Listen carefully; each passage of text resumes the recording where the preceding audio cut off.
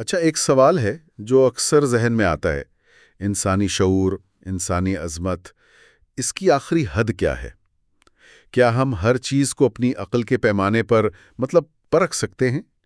آج ہم جن ذرائع کا جائزہ لے رہے ہیں وہ ہمیں ایک ایسے واقعے کی طرف لے جاتے ہیں جو ان سوالات کو چیلنج کرتا ہے۔ یہ عقل کی سرحدوں سے بہت آگے کی بات ہے۔ آج کی ہماری گفتگو ہے اسلامی تاریخ کے ایک ایسے باب پر جو معجزے اور روحانیت سے بھرا ہوا ہے، یعنی واقعہ معراج۔ ہمارے سامنے موجود مواد کا ایک جملہ ہے: یہ صرف ایک سفر نہیں تھا بلکہ خالق اور اس کے محبوب کے درمیان ایک ملاقات تھی۔ تو آج ہمارا مقصد صرف اس واقعے کو دہرانا نہیں بلکہ اس کی گہرائی میں جانا ہے اور دیکھنا ہے کہ آج یہ ہمارے لیے کیا معنی رکھتا ہے۔ بالکل، اور اس گفتگو کی بنیاد تو خود قرآن فراہم کرتا ہے۔ سورۃ الاسراء کی پہلی ہی آیت میں اللہ فرماتا ہے: پاک ہے وہ ذات جو اپنے بندے کو رات کے ایک حصے میں مسجد حرام سے مسجد اقصی تک لے گئی۔ تو یہ کوئی سنی سنائی بات نہیں، اس کی بنیاد خود اللہ کے کلام میں موجود ہے۔ صحیح۔ کچھ ہی عرصہ پہلے مورخین میں ختمی تاریخ پر تو اتفاق نہیں ہے، لیکن یہ بات طے ہے کہ یہ واقعہ بہت ہی مشکل حالات میں پیش آیا تھا۔ یعنی جب مکہ میں حالات انتہا پر تھے۔ جی، اور اس پورے سفر کو سمجھنے کے لیے عام طور پر دو حصوں میں تقسیم کیا جاتا ہے۔ پہلا حصہ ہے اسراء، یعنی رات کا سفر، مکہ سے یروشلم تک کا۔ جی، مسجد حرام سے مسجد اقصی تک۔ اور دوسرا حصہ جو وہاں سے شروع ہوا وہ معراج کہلاتا ہے، یعنی آسمانوں کی طرف بلندی کا سفر۔ اور ایک نقطہ جس پر ہمارے تمام ذرائع متفق ہیں وہ یہ ہے کہ یہ کوئی خواب نہیں تھا، یہ ایک حقیقی جسمانی سفر تھا، روح اور جسم دونوں کے ساتھ۔ یہی بات اسے انسانی تاریخ کا سب سے منفرد سفر بنا دیتی ہے نا؟ بلا شبہ، اور اسی نقطے میں اس کا سب سے بڑا امتحان بھی ہے اور سب سے بڑا معجزہ بھی۔ اگر یہ خواب ہوتا تو شاید کفار مکہ اتنا شور نہ مچاتے۔ اس کا جسمانی طور پر ہونا ہی اسے عقل کی آزمائش بناتا ہے۔ صحیح۔ اچھا، تو چلیں اس سفر کے پہلے حصے اسراء سے شروع کرتے ہیں۔ ذرائع بتاتے ہیں کہ حضرت جبریل علیہ السلام براق نامی ایک سواری کے ساتھ حاضر ہوئے، لیکن اس زمینی سفر کا سب سے اہم لمحہ تو مسجد اقصی میں پیش آیا۔ وہاں حضور اکرم صلی اللہ علیہ وسلم نے تمام انبیاء اکرام کی امامت کروائی۔ یہ صرف ایک نماز نہیں تھی، اس کے پیچھے کوئی بہت گہرا پیغام چھپا ہوا ہے۔ یہ اس سفر کا شاید سب سے اہم اسٹریٹجک موڑ تھا۔ دیکھیں، آسمانوں پر جانے سے پہلے زمین پر روحانیت کے مرکز یعنی یروشلم میں تاریخ کے تمام بڑے پیغمبروں کو جمع کیا گیا، اور ان سب کی امامت آخری نبی صلی اللہ علیہ وسلم نے کی۔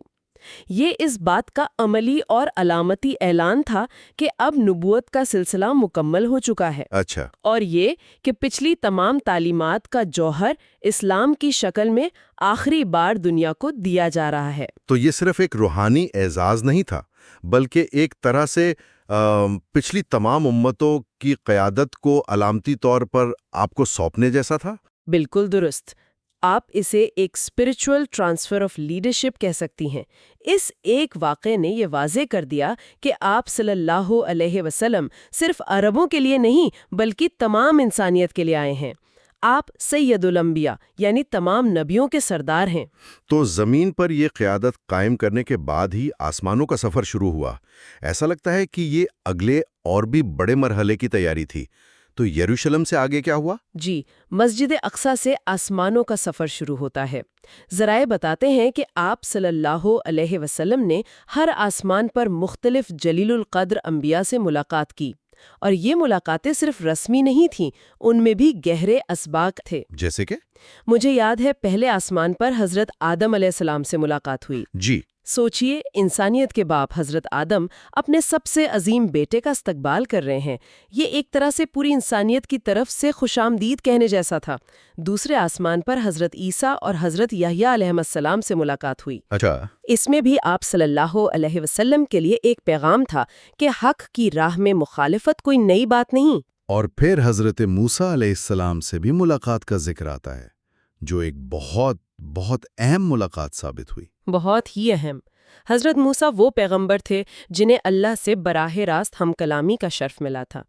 ان سے ملاقات میں ایک خاص تعلق نظر آتا ہے، اور آگے چل کر ہم دیکھیں گے کہ امت کو جو نماز کا تحفہ ملا اس میں بھی حضرت موسیٰ کا مشورہ بہت کلیدی ثابت ہوا۔ پھر 7ویں آسمان پر جدال الانبیاء، حضرت ابراہیم علیہ السلام سے ملاقات ہوئی، اور پھر سفر اس مقام پر پہنچتا ہے جسے سدرۃ المنتہا کہا گیا ہے، یعنی آخری حد۔ یہاں کی خاص بات یہ ہے کہ حضرت جبریل جو خدا کے سب سے مقرب فرشتوں میں ہیں وہ بھی وہاں رک گئے۔ ایک منٹ، یعنی جبریل کی بھی ایک حد ہے؟ یہ تو نبی صلی اللہ علیہ وسلم کے مقام کے بارے میں کچھ بہت غیر معمولی بات بتاتا ہے۔ یہ مقام عشق اور مقام ابدیت کی انتہا ہے۔ یہ وہ نقطہ ہے جہاں مخلوق کی حد ختم ہوتی ہے اور خالق سے براہ راست ملاقات کا شرف شروع ہوتا ہے۔ جبریل نے کہا کہ اگر میں اس سے 1 انچ بھی آگے بڑھی تو میرے پر جل جائیں گے۔ یہ صرف آپ صلی اللہ علیہ وسلم کا خاصہ تھا کہ آپ اس حد سے بھی آگے تشریف لے گئے۔ سبحان اللہ۔ اور یہی اس سفر کا عروج تھا، اللہ تعالیٰ سے ملاقات۔ اور اسی ملاقات کے نتیجے میں اس امت کو کچھ تحفے ملے۔ ہمارے ذرائع بتاتے ہیں کہ 3 بڑے تحفے عطا کیے گئے، ان میں سے نماز، کچھ خاص آیات اور مغفرت کی خوشخبری۔ اس وقت کے مسلمانوں کے لیے جو غم کے سال سے گزر رہے تھے، سب سے فوری اور اہم تحفہ کون سا تھا؟ یہ بہت گہرا سوال ہے۔ میرے خیال میں تینوں تحفے ایک دوسرے سے جڑے ہوئے تھے۔ سب سے پہلا اور عملی تحفہ تھا 50 نمازیں، جو بعد میں کم ہو کر 5 رہ گئیں۔ سوچئے، ایک ایسی قوم جو ہر طرف سے دباؤ میں ہے، اسے دن میں 5 بار اپنے خالق سے براہ راست رابطہ کرنے کا، اپنی روح کو ریچارج کرنے کا ایک مستقل نظام دے دیا گیا۔ یہ ایک لائف لائن تھی۔ اور نمازوں کی تعداد 50 سے 5 ہونے کا واقعہ بھی بڑا دلچسپ ہے۔ اس میں حضرت موسیٰ کا کردار نمایاں ہے۔ جی، جب آپ صلی اللہ علیہ وآلہ وسلم 50 نمازوں کا تحفہ لے کر واپس آ رہے تھے تو حضرت موسیٰ نے پوچھا کہ کیا ملا؟ آپ نے بتایا تو انہوں نے کہا کہ واپس جائیے اور کم کروائیے۔ آپ کی امت اتنی نمازیں نہیں پڑھ سکے گی، میرا اپنی قوم کا تجربہ ہے۔ اچھا۔ یہ سلسلہ چلتا رہا، یہاں تک کہ 5 رہ گئیں۔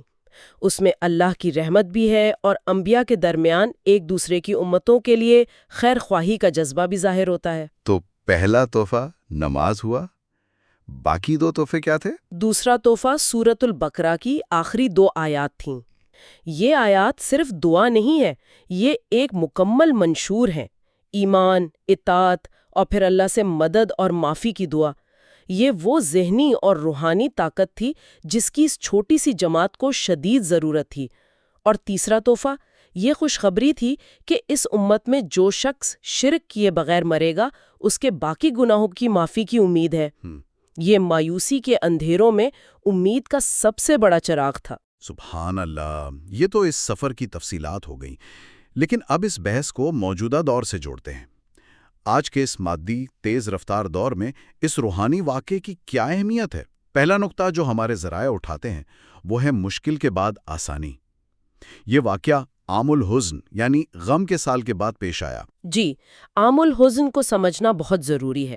یہ وہ سال تھا جب آپ صلی اللہ علیہ وآلہ وسلم نے اپنی سب سے بڑی جذباتی اور سماجی سپورٹ کھو دی۔ آپ کی محبوب بیوی حضرت خدیجہ اور آپ کے شفیق چچا ابو طالب دونوں اسی سال انتقال فرما گئے۔ اس کے بعد طائف کا واقعہ پیش آیا، یعنی ظاہری طور پر تمام دروازے بند ہو چکے تھے۔ یہ تو وہ کیفیت ہے جسے آج کل لوگ راک باٹم کہتے ہیں، جب لگتا ہے کہ اب کچھ نہیں بچا۔ بالکل۔ اور جب آپ انسانی سہارے کے لحاظ سے راک باٹم پر پہنچے تو اللہ نے آپ کو آسمانوں پر بلا کر کائنات کی بلند ترین عزت عطا کی۔ پیغام بہت واضح ہے۔ جب انسان ہر طرف سے نا امید ہو کر صرف اپنے رب کی طرف دیکھتا ہے تو اللہ اس کے لیے وہ راستے کھولتا ہے جو اس کے وہم و گمان میں بھی نہیں ہوتے۔ یہ بہت طاقتور پیغام ہے۔ دوسرا نقطہ جو ذرائع میں ہے وہ سائنس اور ایمان کے تعلق پر ہے۔ ایک جدید ذہن رکھنے والا شخص جو فزکس کے قوانین کو سمجھتا ہے وہ اس واقعے کو کیسے دیکھے گا؟ رات کے ایک مختصر حصے میں اتنے لمبے سفر، یہ تو آئنسٹائن کی تھیوری آف ریلیٹیوٹی کو بھی چیلنج کرتا ہے۔ یہ ایک بہت اہم سوال ہے۔ واقعہ معراج ہمیں یہ نہیں کہتا کہ سائنس کو رد کر دو، بلکہ یہ ہمیں سائنس کی حدود دکھاتا ہے۔ سائنس کا کام ہے اللہ کی بنائی ہوئی کائنات کے قوانین یعنی سسٹم کو سمجھنا، لیکن معراج کا واقعہ یہ بتاتا ہے کہ جو سسٹم کا بنانے والا ہے وہ خود اس سسٹم کا پابند نہیں۔ اللہ کی قدرت فزکس کے قوانین سے بالاتر ہے۔ تو یہ کہنا درست ہوگا کہ یہ عقل کا امتحان نہیں بلکہ ایمان کا امتحان ہے، یہ ماننے کا امتحان کہ اللہ قادر مطلق ہے۔ بالکل، یہ واقعہ عقل کے دائرے سے نکل کر عشق اور یقین کے دائرے میں داخل ہونے کا تقاضا کرتا ہے۔ یہ ہمیں بتاتا ہے کہ کائنات میں کچھ حقائق ایسے بھی ہیں جو ہماری 5 حواس کے پہنچ سے باہر ہیں۔ ایمان دراصل اسی اندیکھی حقیقت کو تسلیم کرنے کا نام ہے۔ بخوب۔ اب آتے ہیں تیسرے اور شاید سب سے اہم عملی نقطے کی طرف، نماز کی اہمیت۔ آپ نے کہا کہ نماز مومن کی معراج ہے۔ اس کا اصل مطلب کیا ہے؟ ہم سب سکون کی تلاش میں ہیں، ذہنی دباؤ اور پریشانی عام ہے۔ کیا نماز واقعی اس کا حل ہے؟ اس تصور کی گہرائی کو سمجھنا بہت ضروری ہے۔ اگر نبی اکرم صلی اللہ علیہ وآلہ وسلم کو اللہ سے ہم کلامی کا شرف 7 آسمانوں سے اوپر بلوا کر دیا گیا، تو ایک عام مومن کو وہی شرف، وہی قرب دن میں 5 بار نماز میں سجدے کی حالت میں عطا کیا گیا ہے۔ حدیث نبوی ہے کہ بندہ سجدے کی حالت میں اپنے رب کے سب سے زیادہ قریب ہوتا ہے۔ تو جس طرح نبی صلی اللہ علیہ وآلہ وسلم نے جسمانی طور پر ایک سفر طے کیا، ہم اپنی نماز میں روحانی طور پر ایک سفر طے کرتے ہیں۔ اینن آج کے انتشار بھرے دور میں جہاں ہمارا ذہن 100 جگہ بھٹکتا ہے، نماز وہ چند منٹ ہے جب ہم سب کچھ پاز کر کے براہ راست اپنے خالق سے جڑتے ہیں۔ یہ ایک روحانی ریچارج ہے۔ یہ وہ سکون ہے جس کی تلاش میں لوگ مراقبے کے مراکز میں بھٹکتے ہیں، جبکہ وہ ان کی اپنی جائے نماز پر موجود ہے۔ بہت خوبصورتی سے آپ نے اس کی وضاحت کی۔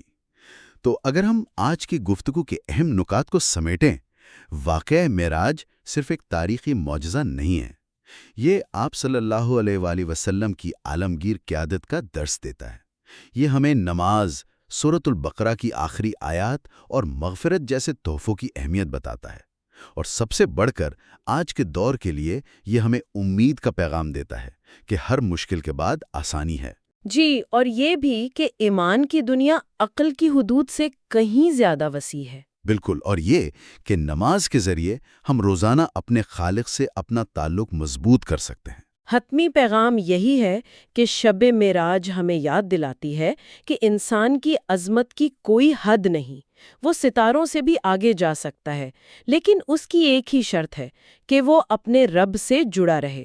یہ تعلق جتنا مضبوط ہوگا، انسان کی روحانی پرواز اتنی ہی بلند ہوگی۔ اور اسی نقطے پر ہم اپنے سامعین کے لیے ایک سوال چھوڑ کر جاتے ہیں جس پر وہ غور کر سکتے ہیں۔ اگر نماز واقعی مومن کی معراج ہے، تو ہم اپنی روزمرہ کی نمازوں کو محض ایک رسم سے بڑھ کر اپنے لیے ایک حقیقی روحانی بلندی کا سفر کیسے بنا سکتے ہیں؟